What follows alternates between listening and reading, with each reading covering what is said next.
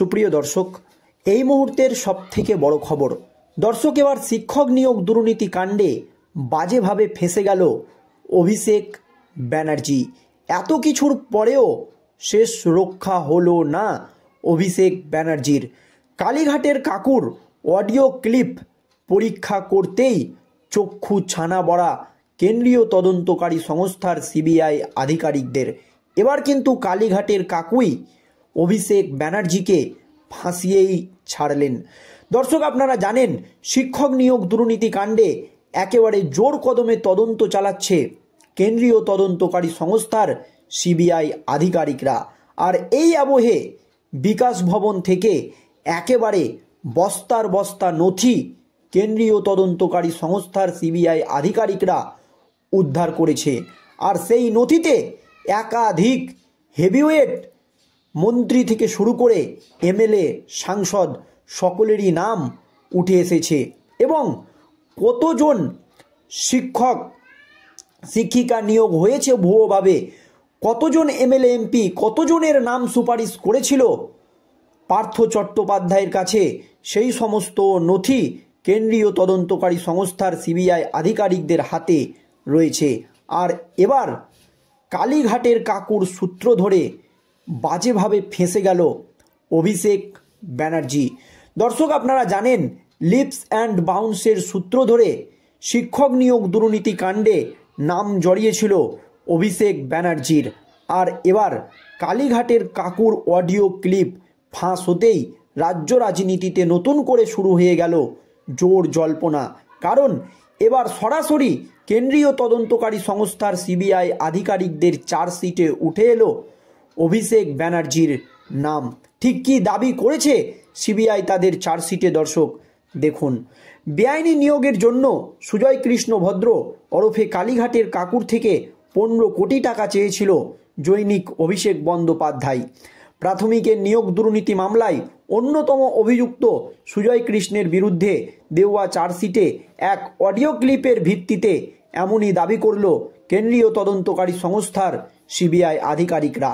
প্রাক্তন শিক্ষামন্ত্রী পার্থ চট্টোপাধ্যায় এবং মানিক ভট্টাচার্যের নামও উল্লেখ করতে শোনা গিয়েছে ওই অডিও ক্লিপে।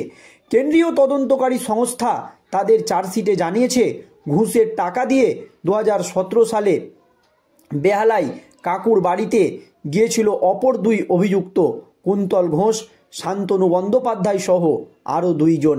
সিবিআইয়ের দাবি, ওই সময়ে তাদের কথোপকথনের একটি অডিও ক্লিপ তদন্তকারীদের হাতে এসেছে। কিভাবে বেআইনি নিয়োগ চলত, এই চক্রে কারা ছিলেন তা নিয়ে আলোচনা ওই অডিও ক্লিপে রয়েছে বলে দাবি করা হয়েছে চার্জশিটে। অডিও ক্লিপটি কিভাবে পেলেন তদন্তকারীরা তাও একটি অনুচ্ছেদ জুড়ে বিস্তারিত লেখা রয়েছে আদালতে জমা দেওয়া সিবিআইয়ের চার্জশিটে।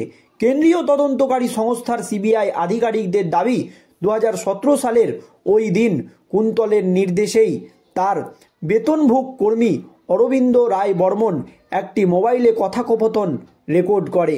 তারপর তা ল্যাপটপে সরিয়ে রাখা হয়। তদন্তে নেমে ওই অডিও ক্লিপটি সিবিআইয়ের হাতে আসে। অডিও ক্লিপটির সত্যতা যাচাই করার জন্য সেটি সেন্ট্রাল ফরেনসিক সায়েন্স ল্যাবরেটরিতে পাঠায় কেন্দ্রীয় তদন্তকারী সংস্থার সিবিআই আধিকারিকরা। পাশাপাশি সুজয় কৃষ্ণ, কুন্তল এবং শান্তনুর কণ্ঠস্বরের নমুনাও দিল্লিতে পাঠানো হয়েছে পরীক্ষার জন্য। যদিও সাক্ষীদের মধ্যে কয়েকজন ওই অডিওর সত্যতার কথা স্বীকার করেছেন বলে সিবিআই সূত্রের খবর। সিবিআই চার্জশিটে জানিয়েছে, 2017 সালের ওই দিন কাকুর বাড়িতে কুন্তল এবং শান্তনুর সঙ্গে ছিলেন আরও 2 জন, অরবিন্দ এবং সুরজিৎ চন্দর। ঘটনাচক্রে উভয়েই এই মামলার অন্যতম সাক্ষী। তাদের গোপন জবানবন্দিও সংগ্রহ করা হয়েছে।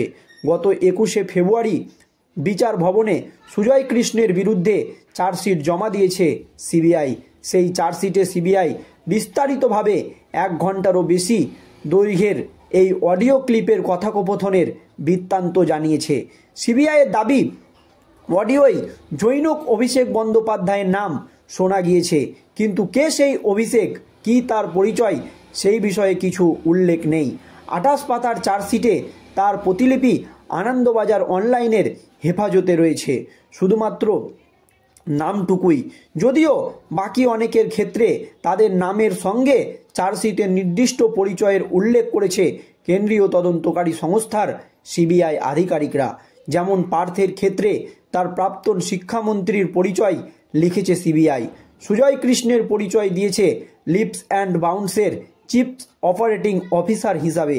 চার্জশিট অনুযায়ী শান্তনু এবং সুজয় কৃষ্ণ একই দলের অর্থাৎ তৃণমূলের সদস্য ছিলেন। তারপর লেখা হয়েছে তারা তৃণমূল কংগ্রেস যুবা এরা সদস্য ছিলেন। সুজয় কৃষ্ণ সাব এজেন্ট হয়ে কাজ করতেন শান্তনুর। তবে অভিষেকের ক্ষেত্রে সিবিআই কোনো পরিচয় চার্জশিটে দেয়নি।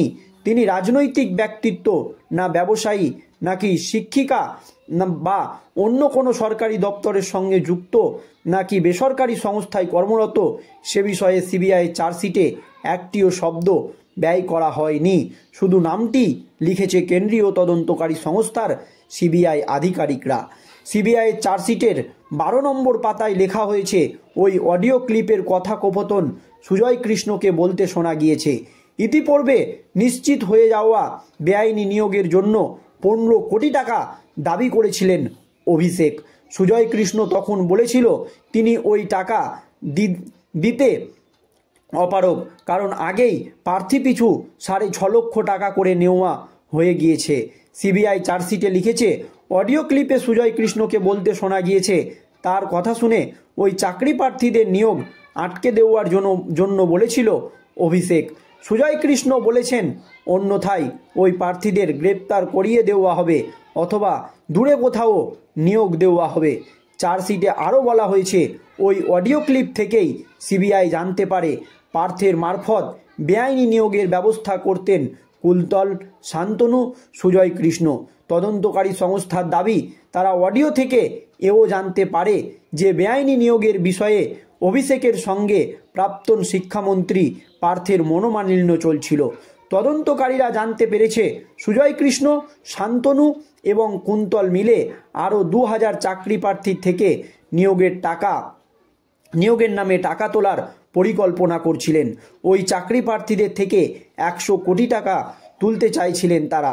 চার্জশিটে সিবিআই দাবি করেছে অডিও ক্লিপে বলেছে ওই টাকা থেকে পার্থ, মানিক, অভিষেককে 20 কোটি টাকা করে দেওয়া হবে বলে ঠিক করেছিল সুজয় কৃষ্ণরা। বাকি 40 কোটি টাকা নিজেদের মধ্যে ভাগাভাগি করে নেওয়ার ছক কষেছিল তারা। আদালতে জমা দেওয়া চার্জশিটে তদন্তকারী সংস্থা আরও দাবি করেছে অডিও ক্লিপটি পাওয়া গিয়েছিল হুগলি জেলার প্রাথমিক বিদ্যালয় পরিষদের তৎকালীন সভাপতির প্রসঙ্গ। তাকে ফোন করে শান্তনু এক চাকরি প্রার্থীকে হুগলির বলাগড়ে নিয়োগ দেওয়ার বিষয়ে কথা বলেন তার সঙ্গে। পরে তদন্ত করে দেখা গিয়েছে চাকরি প্রার্থীর তালিকায় ওই প্রার্থীর নামের সঙ্গে শান্তনুর মোবাইল নম্বর উল্লেখ করা